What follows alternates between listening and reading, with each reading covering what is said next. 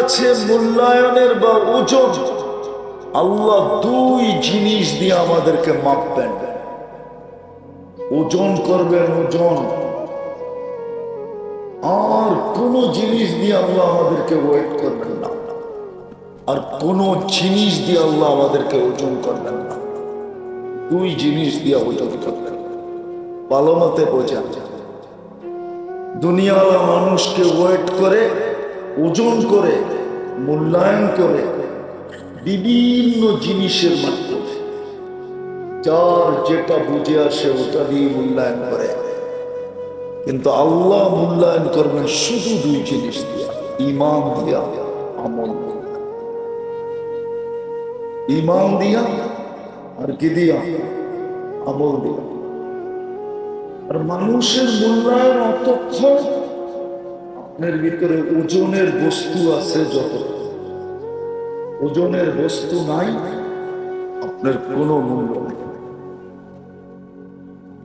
আপনি একটা কথা ভাবেন, চাকরিতে মানুষ রিটায়ার্ড হয় না? হয় না? কয় বছর বয়সে? কয় বছর? 65। মাইনা নিলাম। এক অফিসে, এক সংস্থা, এক ব্যক্তি টানা 35 বছর চাকরি করলো, তার যোগ্যতা বাড়লো না কমলো? কিন্তু তাকে রিটায়ার করে নতুন একজন নিল কেন? অন্ত কোনো যোগ্যতাই নেই, মাত্র দেখলো। এটা কি রীতি হলো না নীতি হলো? আরে বলেন না, রীতি নীতি হইল? এটা কি বোঝা যায়? ওর তো যোগ্যতা বাড়লো, ঠিক না? কিন্তু ওনাকে লেস করলো কি দেখা? বয়স দেখা, যোগ্যতার দিকে দেখে নাই। এতদিন দেখছে যেই 65 হয়েছে আর যোগ্যতার দিকে দেখে নাই। এখন দেখতেছে বয়স 65 হয়ে গেছে, রিটায়ার করে দাও, ঠিক না? কিন্তু ও তো হলো ওই আদা, যত পুরান হয় তত চাল হয়, ঠিক না? কি আরো রাখার দরকার ছিল, ঠিক না? এটা হলো দুনিয়ার রীতি আর নীতি। দুনিয়ার মানুষ দুনিয়ার মানুষকে মূল্যায়ন করে দুনিয়ার ভিত্তিতে, আল্লাহ মূল্যায়ন করেন ঈমান আমলের ভিত্তিতে। দুনিয়ার মানুষ মূল্যায়ন করেন সাময়িক, অল্প সময়ের জন্য, অল্প দিনের জন্য, কয়েকটা বছরের জন্য। আল্লাহ মূল্যায়ন করেন চিরদিনের জন্য, চিরদিনের জন্য মূল্যায়ন করেন। দুনিয়ার মানুষও একসাথে কিছু দেয়, দুনিয়ার মানুষও একসাথে কিছু, মনে হয় বোঝেন না, চাকরির থেকে রিটায়ার্ড করলে একসাথে কিছু দেয় না? দেয় না? দেয় না? আল্লাহও দেয়, দুনিয়ার মানুষ অল্প দেয়। আর আল্লাহ যেটা দেয় ওটা চিরদিনের জন্য বেদামি জিনিস দেয়, সেটা হলো জান্নাত দেয়। জান্নাত দেয়। এই দুটা জিনিসের জন্যই আপনাকে আল্লাহ দুই জিনিসের ভিতরে নির্বাচিত করছে। এই দুটার জন্যই, ঈমান আর আমলের জন্য আল্লাহ আপনাকে দুই ভাবে নির্বাচিত করছেন। একটা হলো মুসলমান হিসাবে নির্বাচিত করছেন, জন্মগতভাবে মুসলমান।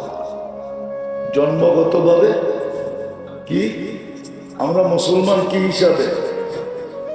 জন্মগতভাবে না? কে নির্বাচিত করল? কে? আল্লাহ নির্বাচিত করল।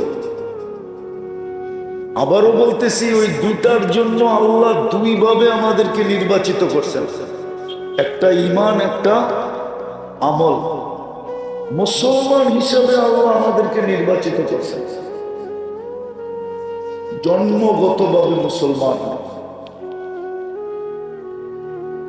আর ঈমান দিয়া আমাকে নির্বাচিত করছেন। যদি ঈমান দিয়া আপনাকে নির্বাচিত না করতো, তাহলে আসার সাথে সাথে আপনার কানে ঈমানি কালেমা পড়া হতো না। আসার সাথে সাথে আপনার কানে কি পড়া হয়েছে? ইমানি কালেমা। আজান একামত হয়েছে না? আজান কি? আজানের ভিতরে কি ইমানি কালেমা নাই? আশহাদু আল্লা ইলাহা ওয়া আশহাদু আন্না মুহাম্মাদান, এটা কি ইমানি কালেমা না? আপনারা মুসলমান বানাইলে কোনটা পড়া? আশহাদু আল্লা ইলাহা ওয়া আশহাদু আন্না। তাইলে ইমানি কালেমা আমাকে শোনানো হইতো না। বোঝা গেল মাতৃ উদরে আমাকে ইমান দিয়া পাঠাইছে। আমি জন্মগত কি মুসলমান, কিন্তু আফসোস তো এইখানেই। ইসলামের মধ্যে নির্বাচিত তো আপনাকে করলেন, যে দুই জিনিস দ্বারা আল্লাহ আপনাকে আমাকে ওয়েট করবে, মূল্যায়ন করবে, ওজন করবে, আর যার বিনিময় চির শান্তির জায়গা জান্নাতে দিবে। 1400 বছর আগেই তো চিৎকার দিছিলেন। ওই সময় তো বুঝে আসে নাই, কিন্তু আজকে বুঝে আসতেছে। 1400 বছর আল্লাহ রসুল আগে চিৎকার দিছিলেন যে একদিন আসবে, একদিন আসবে, একদিন আসবে, ইউহিব্বুনা দুনিয়া ওয়া ইয়ানসাউনাল আখিরাহ। আমার উম্মত দুনিয়া ভালোবাসবে, জান্নাত ভুলা যাবে। আখিরাত দ্বারা জান্নাতই বুঝাইছিলেন। দুনিয়া ভুলা, দুনিয়া দুনিয়া দুনিয়া ভালোবাসবে, দুনিয়ার 2 কাঠার জন্য জান দিবে। 2 কাঠার জন্য, 2 কাঠার জন্য পাগলের মতো ছুটবে। না হালাল দেখবে, না হারাম দেখবে, না বৈধ দেখবে, না অবৈধ দেখবে, কিচ্ছু দেখবে না, শুধু 2 কাঠা দেখবে যে আমি 2 কাঠার মালিক হতে পারি। 1400 বছর আগে স্লোগান দিয়েছে। আমি এক হাদিসের একটা অংশ বলতেছি, অংশ। হুজুররা যদি জিজ্ঞাসা কোত্থেকে বললেন তো বলবো টোকায় এলাম, আমিও টোকায় এলাম করছি। আল্লাহ রসুল 1400 বছর আগে চিৎকার দিছে, ইউহিব্বুনা দুনিয়া ওয়া ইয়ানসাউনাল আখিরাহ। আমার উম্মত দুনিয়া ভালোবাসবে, 2 কাঠার জন্য হালাল দেখবে না, হারাম দেখবে না, বৈধ দেখবে না, অবৈধ দেখবে না, ভাই দেখবে না, বোন দেখবে না, আত্মীয় দেখবে না, স্বজন দেখবে না, পাড়া দেখবে না, প্রতিবেশী দেখবে না, কিচ্ছু দেখবে না। ও 2 কাঠা দেখবে, আর জান্নাত ভুলা যাবে। শুধু দুনিয়া দেখবে, জান্নাত কি করবে? কি আজকে আমাদের জান্নাত স্মরণে আছে? যদি থাকতো আমি প্রমাণ দেই। আপনি তো জন্মগত মুসলমান, ঠিক না? বলেন আমাদের ভিতরে ইসলামের ছাপ কতটুকু? ছাপ বোঝেন? ছাপ কতটুকু বলেন? মুসলমানের ঘরে আপনাকে নির্বাচিত কে করলো?